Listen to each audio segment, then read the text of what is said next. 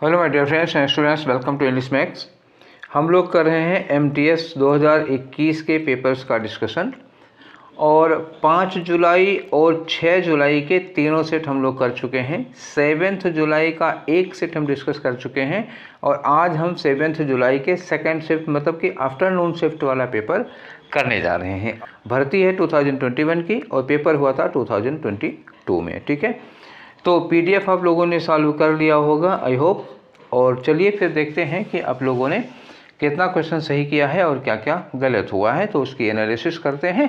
और जिन लोगों ने पहले वाले नहीं देखे हैं, 6 पेपर 7 पेपर हो चुके हैं, वो लोग उसको आप लोग कर लीजिए। ठीक है, तो चलिए स्टार्ट करते हैं आज का डिस्कशन। और देखिए आज का आपका जो पहला क्वेश्चन है वो किसका है, वो है एरर का क्वेश्चन। ठीक है, तो यहाँ देखिए लिखा है नो एरर लिखा मिल जाए तो समझ लिए एरर का क्वेश्चन है। स्टार्ट करते हैं और इसका एरर पाने के लिए आपको क्या होगा, सेंटेंस तो पढ़ना ही पड़ेगा भाई। तो चलो शुरू करते हैं। एट सेवन मतलब 7 साल की एज हो गई। एट लग गया तो संख्या के पहले एट लग जाएगा तो एज बताता है। बिगेन द एजुकेशन, 7 साल की उम्र में एजुकेशन शुरू होती है। ठीक है, ये तो हुआ करती थी पास्ट की किसी सभ्यता की बात होगी। चलो शुरू हो गया। तो that was to making the young boy a citizen and a soldier. तो 7 साल की उम्र में एजुकेशन शुरू होती थी, बिगेन है, जिसका उद्देश्य होता था कि एक बच्चे को एक अच्छा सिटीजन, एक अच्छा सोल्जर बनाना। ठीक है, तो दोनों कहानियाँ पास्ट में है, ये वाज लिखा हुआ है और ये बिगेन लगा हुआ है। यहाँ तक तो दिक्कत कोई है नहीं। बस दिक्कत क्या है कि टू के साथ जो ये ING फॉर्म लगी है यही गलत है। तो टू के साथ क्या लगना चाहिए थे, वर्ब की फर्स्ट फॉर्म टू मेक होना चाहिए था। हालांकि कुछ ऐसे टू होते हैं जिनके साथ वर्ब की ING फॉर्म लगती है, लेकिन वो ये उनमें से नहीं है। क्लियर हुई। अगर आप जानना चाहते हो कि टू के बाद वर्ब की ING फॉर्म कब लगती है, तो मैंने एक डिस्कशन कराया था वर्ब फॉर्म का। ठीक है, तो वर्ब फॉर्म का ये शायद पहला या दूसरा वीडियो होगा, आप देख लीजिएगा। वर्ब फॉर्म पे आपको मिल जाएगा, इसको पूरा का पूरा बताया है मैंने कि किस किस टू के बाद वर्ब की ING फॉर्म लग सकती है। 20-25 वर्ड हैं। ठीक है, तो अभी हमें फिलहाल इसमें एरर देखनी थी। टू के बाद ING फॉर्म नहीं होगा तो जो एरर वाला पोर्शन होगा कौन सा होगा, ये टू मेकिंग यहाँ दिया है तो ऑप्शन 4 होगा आपका आंसर। तो 1 डे में हो गया 4। अब आगे बढ़ते हैं क्वेश्चन नंबर 2। तो क्वेश्चन नंबर 2 क्या है, एंटोनिम का क्वेश्चन है। ये देखिए वर्ड क्या दिया हुआ है, स्टडी। स्टडी का मतलब क्या होता है, निरंतर, दृढ़, एक बात पे स्थिर होता है। ठीक है, एक बात पे क्या होता है, ये स्थिर होता है और निरंतर होता है। ठीक है, स्थिर होगा और निरंतर होगा। ठीक तो पहला वर्ड है टेबुलर। टेबुलर मतलब क्या हुआ, सारणी में होगा, ये एक टेबल में होगा, ये तो आएगा नहीं हमारे आंसर में। सेकी, सेकी का मतलब क्या होता है, अस्थिर होता है। सेकी मतलब होता है हिलता रहेगा, अस्थिर होगा, तो ये हमारा आंसर हो सकता है, ये एंटोनिम होगा। डेडिकेट का मतलब होता है समर्पित और कांस्टेंट का मतलब निरंतर हो जाएगा, तो ये कांस्टेंट जो होगा वो साइनोनिम हो जाएगा।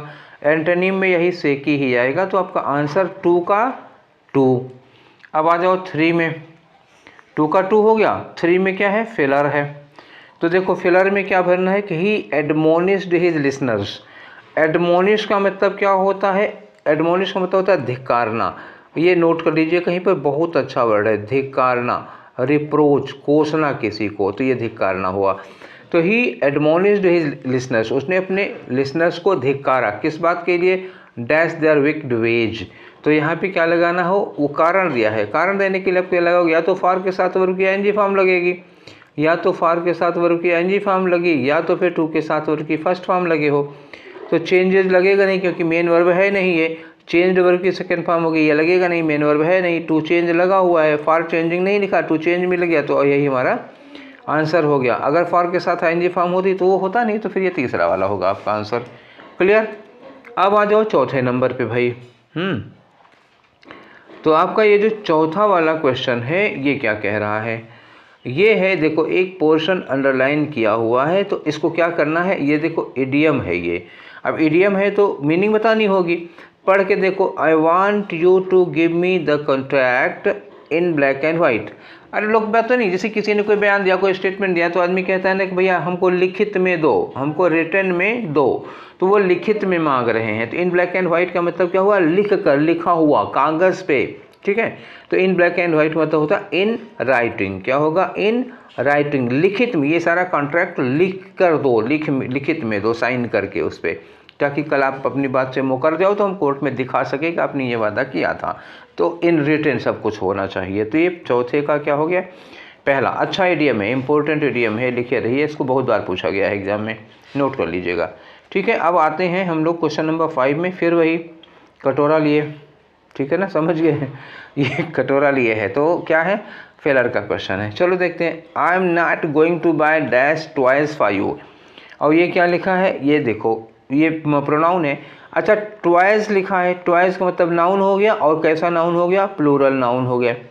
प्लूरल नाउन होगा तो देखो, नाउन के पहले देम तो हमें लगाना नहीं है, ठीक, तो ये काम गया, देम और दे नहीं लगाना है, बचा दिस और दीज। तो जब दिस लगता है तो सिंगुलर नाउन के पहले लगता है, और ये ट्वाइस क्या है, प्लूरल नाउन, तो दिस भी नहीं लगेगा। फिर क्या लगाना होगा आपको, दीज ट्वाइस लगा सकते हैं। तो आपका आंसर कौन हुआ, 5 का 2 हो गया। ठीक है, अब आगे आ जाओ क्वेश्चन नंबर 6 में। तो ये स्पेलिंग का क्वेश्चन है, लेकिन पूछा क्या, करेक्टली स्पेल्ड वर्ड।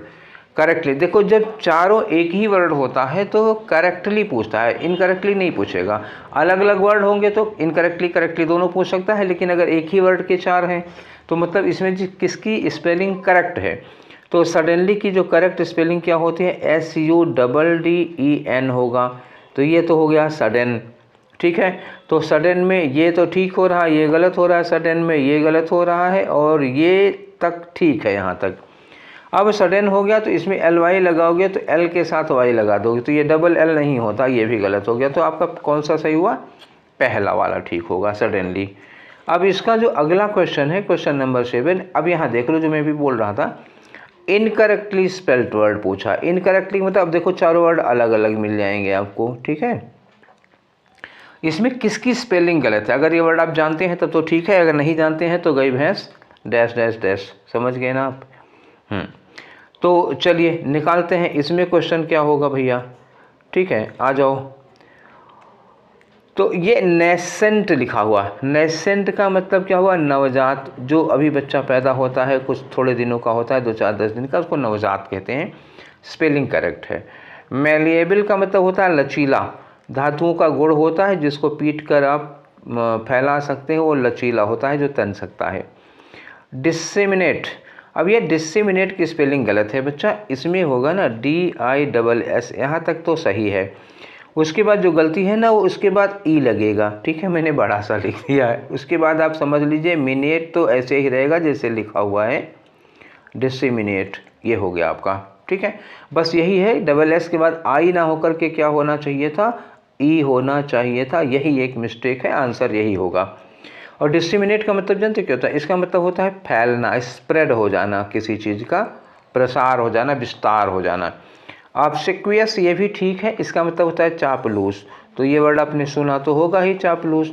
नहीं सुने होंगे तो अंग्रेजी में इसको क्या कहते हैं, फ्लैटरर कहते हैं। क्या कहते हैं, अंग्रेजी में इसको फ्लैटरर कहते हैं।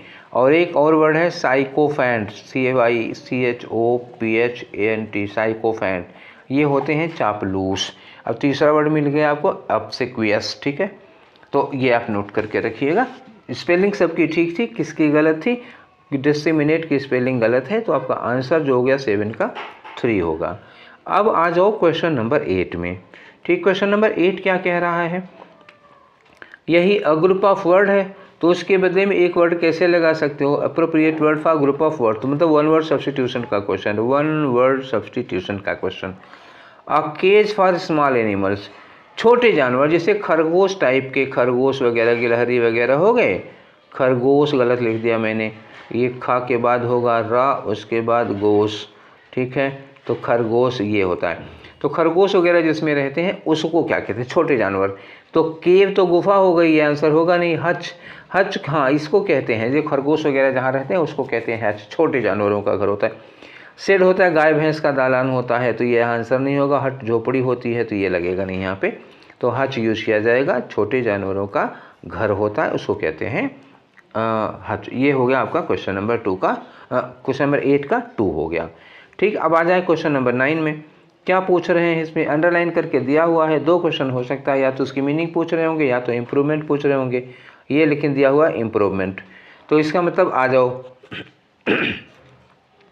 Getting a good night sleep, मतलब रात में एक बढ़िया स्लीप, अच्छी नींद आना। Has a positively effect on our wellbeing, हमारे स्वास्थ्य पर, हमारे ठीक रहने पर इसका एक पॉजिटिवली इफेक्ट होता है। तो इफेक्ट ठीक है, हमारा नाउन होना चाहिए, ये तो ठीक है, इफेक्ट होगा, इफेक्ट अपनी जगह सही है। तो पॉजिटिवली इफेक्ट नहीं होगा क्योंकि नाउन है ना, तो नाउन के पहले हमें क्या चाहिए, एडजेक्टिव चाहिए, ना कि एडवर्ब चाहिए। तो एडजेक्टिव जो इसका होगा वो होगा पॉजिटिव इफेक्ट, तो एल वाई हटा दो, हैज़ अ पॉजिटिव इफेक्ट, ठीक है।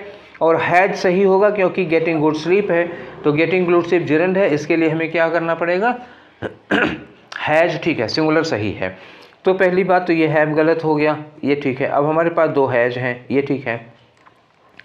इफेक्ट सही है और यहाँ अफेक्ट्स गलत हो गया, तो हो गया काम हमारा ना। तो आंसर कौन सा होगा आपका, ये 2 वाला होगा।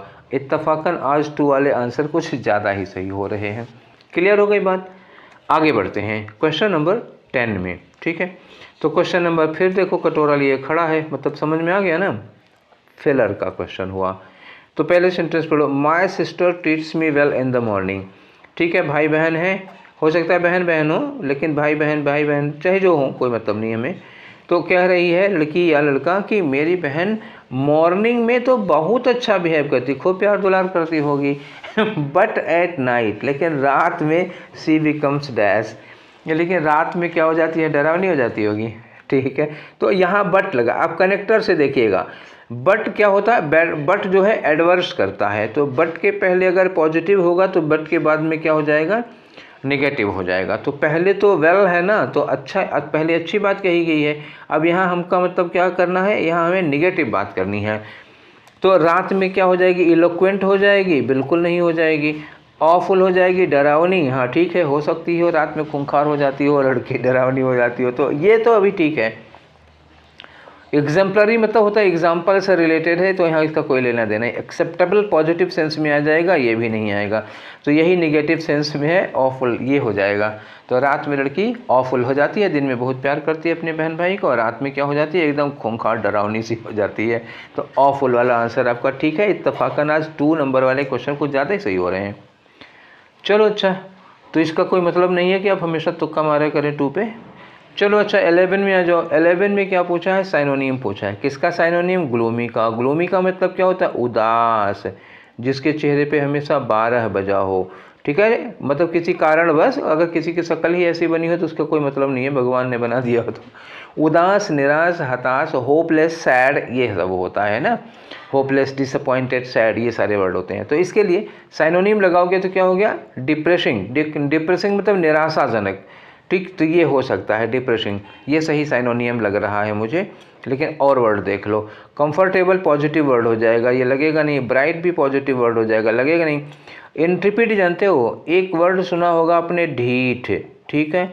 तो एक आध 2 लोग घर में होंगे भी आपके ढीठ, जिनको कहते हो ढीठ कहो या निडर कहो। हालांकि ढीठ होने के लिए निडर होना जरूरी है, निडर और बेशरम दोनों जोड़ दो तो ढीठ हो जाता है, ठीक है। तो इंट्रिपिड हो गया, तो इंट्रिपिड का यहाँ कोई लेना देना नहीं है ग्लूमी से, एक ही ऑप्शन बच रहा है, डिप्रेसिंग उसका साइनोनियम हो सकता है। तो देखो लो बदल गया ना ऑप्शन, अब की बार पहला वाला सही हुआ।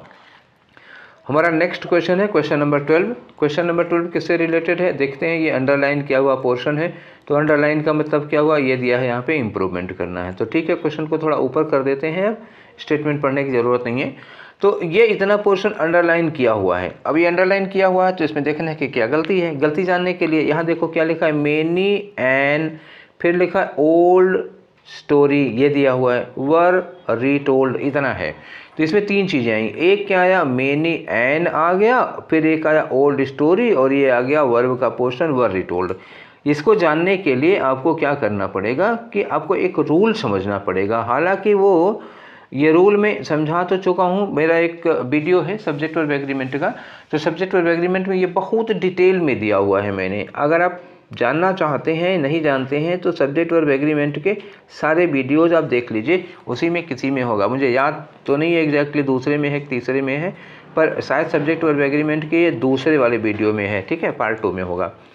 मैं आपको एक बार फिर से समझा दे रहा हूँ इसको। देखो अगर आ के साथ मेनी लगा हुआ है, मतलब आ एन पहले लगा हुआ है, उसके बाद मेनी लगाओगे तो यहाँ पे सब्जेक्ट क्या लगेगा, प्लूरल सब्जेक्ट लगेगा और इसके साथ प्लूरल वर्ब लगेगी। ठीक, अभी संक्षेप में बता रहा हूँ समझने के लिए आपको। लेकिन अगर मेनी के बाद आ लगा हुआ है, ठीक है, मेनी के बाद आ लगा हो या ए लगा हो कोई बात नहीं है, तो इसके बाद हमेशा सब्जेक्ट सिंगुलर लगेगा, सिंगुलर सब्जेक्ट होगा और इसके साथ वर्ब कैसी लगेगी, सिंगुलर वर्ब लगेगी। आप इस बात को ध्यान रखिएगा। आपका जो क्वेश्चन है उसमें मेनी के बाद एन लगा हुआ है, तो हमारा जो पैटर्न होगा अभी ये वाला पैटर्न बनाना है हमको। तो मेनी के बाद आ एन लगा होगा, हमें सब्जेक्ट सिंगुलर चाहिए और वर्ब कैसी चाहिए, सिंगुलर चाहिए। बस इसी बात को आप गांठ बांध के रखिए। ठीक है, तो पल्लू में बांध लीजिए इसकी गांठ और आते हैं क्वेश्चन सॉल्व करते हैं। तो यहाँ देखो मेनी एन लगा हुआ है, ठीक है, ओल्ड स्टोरी ये भी ठीक है। अब यहाँ क्या लिखा है, वर रीटोल्ड लिखा है, तो ये हमारा गलत हो गया, तो यहाँ वाज चाहिए। तो कौन सा होगा, many an old story was retold. ठीक, तो ये पहला वाला आंसर हमारा सही माना जाएगा। तो ये रहा हमारा क्वेश्चन नंबर 13। ये भी एक इडियम से रिलेटेड है और इडियम है लॉन्ग इन द टूथ। तो लॉन्ग इन द टूथ का मतलब क्या होता है, जैसे लॉन्ग इन द टूथ मतलब दांत बहुत लंबे हो जाना, हालांकि इसका कोई मतलब नहीं है। इसका मतलब होता है कि जब आदमी कोई इतना बूढ़ा हो जाता है, इतना बूढ़ा हो जाता है कोई काम नहीं कर पाता है, तो वो उसका हो जाएगा too old to do something. कोई इतना बूढ़ा हो गया है कि वो कुछ कर नहीं पा रहा है। तो ये हो गया क्वेश्चन नंबर 13 का 2। अब आ जाओ 14 में। तो 14 क्या कह रहा है, वही वन वर्ड सब्स्टिट्यूशन। पढ़ लो सेंटेंस को, one who is not sure about God's existence, जो ये श्योर नहीं है कि भगवान है कि नहीं है। जैन धर्म का शास्त्रवाद आपने पढ़ा होगा, भगवान है कि नहीं है कि नहीं है। इसके लिए क्या यूज करते हैं हम लोग, एग्नोस्टिक, संशयवादी को एग्नोस्टिक कहते हैं। याद रखना, जो गॉड के एग्जिस्टेंस पे डाउट करता है उसको एग्नोस्टिक कहते हैं। दूसरा वर्ड एंकर, एंकर जानते हो, लंगर होता है। पैंथीस्ट का मतलब सर्वेश्वरवादी होता है, मतलब सारे ईश्वर में विश्वास करता है, बिलीव्स इन ऑल गॉड्स, सारे ईश्वरों में। या और हैगर्ड है, हैगर्ड होता है जंगली, जाहिल टाइप का आदमी, गवार जंगली को कहते हैं। ठीक है, तो ये रहा आपका क्वेश्चन नंबर 15। और 15 में फिर वही क्वेश्चन है नो इम्प्रूवमेंट का। ठीक है, तो इसको थोड़ा हम ऊपर कर देते हैं ताकि आपको ठीक से दिखाई दे रहा। लिखा है कि scientific discoveries is often result. तो साइंटिफिक डिस्कवरीज प्लूरल सब्जेक्ट है और ये जो वर्ब लगी है सिंगुलर है, तो ये तो गलत होगा, इसकी जगह पे क्या होगा, आर। एक बात तो हो गई कि यहाँ आर होगा। ऑफन रिजल्ट ऑफ, तो ठीक है, यह रिजल्ट, हालांकि यह रिजल्ट नाउन है, तो इसके पहले हमें क्या लगाना चाहिए, is often the result of. ठीक है, तो क्या लगाना, द के साथ नाउन लगाना चाहिए था। चलो कोई बात नहीं, पहले हमें देखना है कि यहाँ इज की जगह आर लगाना है और रिजल्ट का रिजल्ट ही रहेगा।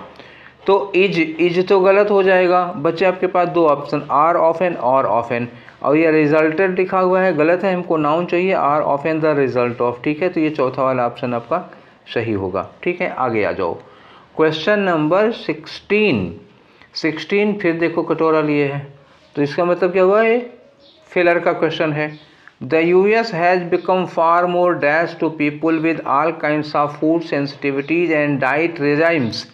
तो US अमेरिका की सरकार हो गई है फार मोर डैश, तो ये क्या हो गई, यहाँ पे कोऑपरेटिव हो गई है ना, लोगों के हर तरह के सेंसिटिविटीज, फूड सेंसिटिविटी और डाइट रेजाइम के प्रति सरकार क्या हो गई है, कोऑपरेटिव हो गई है। तो सेंसिटिव हो गए, तो डेविएटेड का मतलब होता है मार्ग से विचलित, इसका कोई सेंस नहीं है, लॉजिंग का कोई लेना देना नहीं है, फूडिंग होता तो चलता भी, सेलेक्टिव भी नहीं होगा, क्या होगा, अकोमोडेटिंग हो गई है, अकोमोडेट कर रही है गवर्नमेंट वहाँ की लोगों की फूडिंग और मतलब फूड सेंसिटिविटी और रिजाइम्स के साथ में।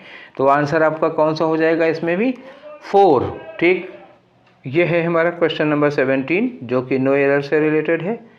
स्लैश से भी पता चल रहा है कि ये एरर का क्वेश्चन है। तो ठीक है, चलिए देखते हैं इसमें क्वेश्चन हम लोग। लिखा है फ्रैंक हैज़ बीइंग मेकिंग। भैया देखो, ये तो हैज़ के साथ ING फॉर्म तो लगती नहीं है, तो ये वाला पोर्शन हो गया गलत, पूरा पढ़ना भी नहीं पड़ा। तो हैज़ के साथ क्या होना चाहिए, हैज़ बीन, हैज़ बीन। अब मेकिंग लगाओ, कोई दिक्कत नहीं है, हैज़ बीन मेकिंग लगा दो। ठीक है, तो इसमें कौन सा पोर्शन गलत हुआ, ये हैज़ बीइंग मेकिंग का गलत हुआ। आपका आंसर कौन सा हो गया, 3 वाला। ठीक है, आगे बढ़ते हैं क्वेश्चन नंबर 18 की ओर। तो चलिए पढ़ते हैं सेंटेंस को। Whatever a writer puts into a story probably comes with his own life experience. तो जो कोई राइटर एक कहानी में लिखता है वो उसकी लाइफ एक्सपीरियंस से आता है। तो कम्स के बाद विद नहीं होगा, कम्स के बाद क्या लगेगा, फ्रॉम लगेगा। ठीक है, बात समझ गए। तो कहाँ गलत हो गया, ये लगा, ये विद वाला पोर्शन ए वाला, तो पहला वाला आंसर होगा इसके लिए। ठीक, अगला है हमारा क्वेश्चन नंबर 19, और 19 क्या है, साइनोनियम से रिलेटेड है। तो ये अंडरलाइन किया हुआ पोर्शन है, देखते हैं। He was critically injured in an accident. तो क्रिटिकली इंजर्ड मतलब बहुत बुरी तरह से चोट लगी थी उसको एक्सीडेंट में। तो बुरी तरह से चोट लगने का क्या होगा, फेवरेबली तो अच्छे सेंस में आता है, ये लगाया नहीं जाएगा। सीवियरली मतलब बहुत बुरी तरह से, ये आपका हो गया। सीवियरली मतलब बैडली इंजर्ड हो जाएगा, तो ये आप लगा सकते हो।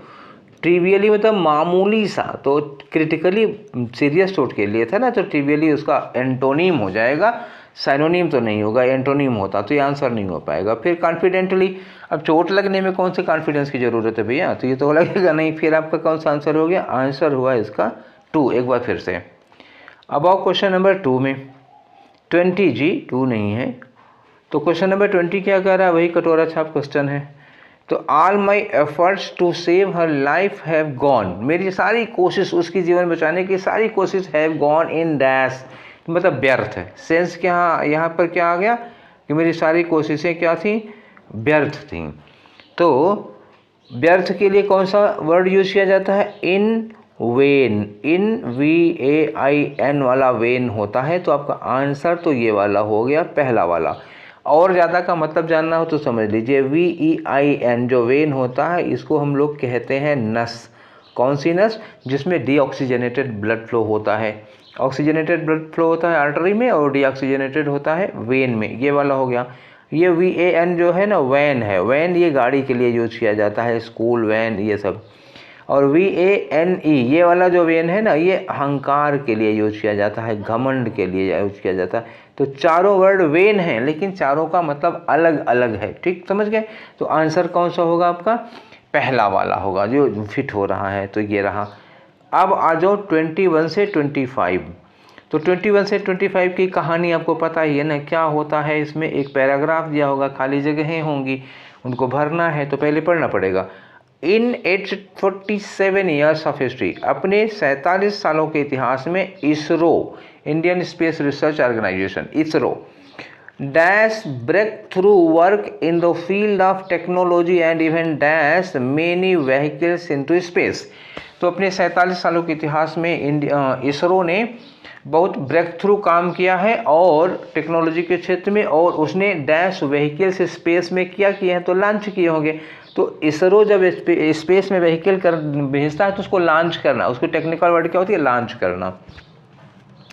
आगे लिखा है कि यहाँ फुल स्टॉप लग गया, तो देखिए क्या लिखा है, dash has dash the last 47 years. अब ये पिछले 47 ईयर्स के दौरान ISRO has improvised and developed technology. तो इसरो ने मतलब टेक्नोलॉजी को डेवलप किया, इम्प्रोवाइज किया। लॉन्चिंग, देखो यहाँ लॉन्च आ गया, launching dash indigenously created vehicles into space.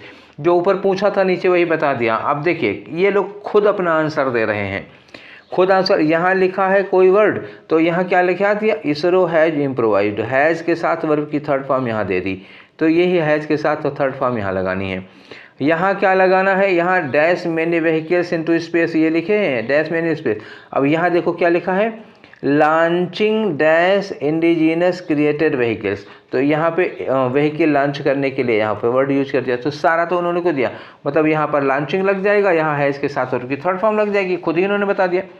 Into space dash form, यहाँ एक रिलेटिव प्रोनाउन लगाएगा, जिसने की तैयार किया, part of the Indian space journey. ठीक है, तो पहले में तो हैज़ डन आएगा, एकदम सीधा सीधा सा, राइटर ने खुद उसी टेंस का यूज किया हुआ है, ये इसरो हैज इम्प्रोवाइज्ड डेवलपमेंट ये लिखा। तो हम यहाँ पे क्या लगा दें, हैज़ डन हम भी लगा देंगे, हम किसी और टेंस में क्यों जाएं।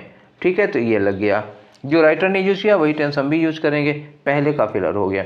अब दूसरे वाले में आ जाओ, दूसरे में लॉन्च वाला ही वर्ड आएगा, क्योंकि खुद ही इन्होंने लगा रखा है, तो हम भी वही लगा देंगे। ये देखो ये वाला लॉन्च लगा दिया, इन्होंने लगाया था तो हम भी लगा देंगे या दूसरे वाले में।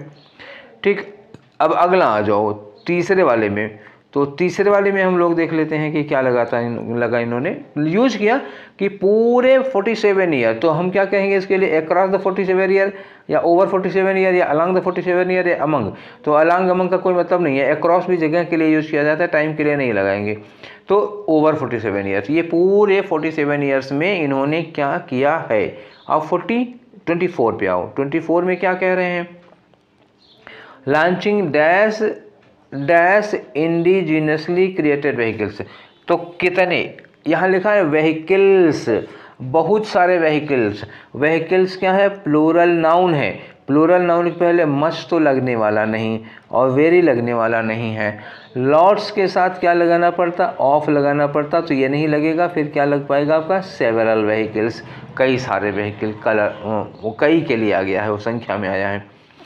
आगे आ जाओ, यहाँ पे हमें लगाना रिलेटिव प्रोनाउन। तो यहाँ पे क्या हुआ, जो रिलेटिव प्रोनाउन। तो व्हेन क्या होगा, जो होता नहीं, हाउ मतलब होता है जैसे, तो ये लगाना नहीं है।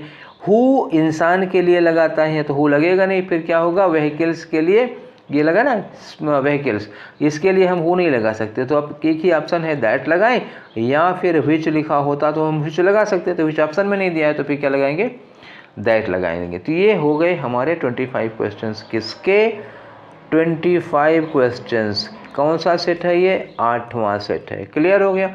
तो 7 जुलाई के सेकंड शिफ्ट का हमने कर लिया। तो कुल कितने कर चुके हैं, 8 कर चुके हैं। तो करीब 200 क्वेश्चन तो हम लोग कर चुके हैं, ठीक है। लेकिन ये सिलसिला यूँ ही चलता रहेगा। और आप लोगों को ये सेशन कैसा लग रहा है, कुछ लोग तो पूरा देख रहे हैं और बहुत ज़्यादा लोग नहीं इंटरेस्ट ले रहे हैं। कोई बात नहीं, जिनको करना हो, जिनको MTS देना हो, वो देखें, ठीक है। अगर आप लोगों को कोई प्रॉब्लम हो रही है तो हमको बताइएगा, PDF साथ में लगा हुआ है, आप पढ़ लीजिए उसको, ठीक है। तो फिर मिलेंगे नेक्स्ट सेशन में 7 जुलाई के आखिरी वाले में, सेट नंबर 9 में अपने। Till then take care, thank you.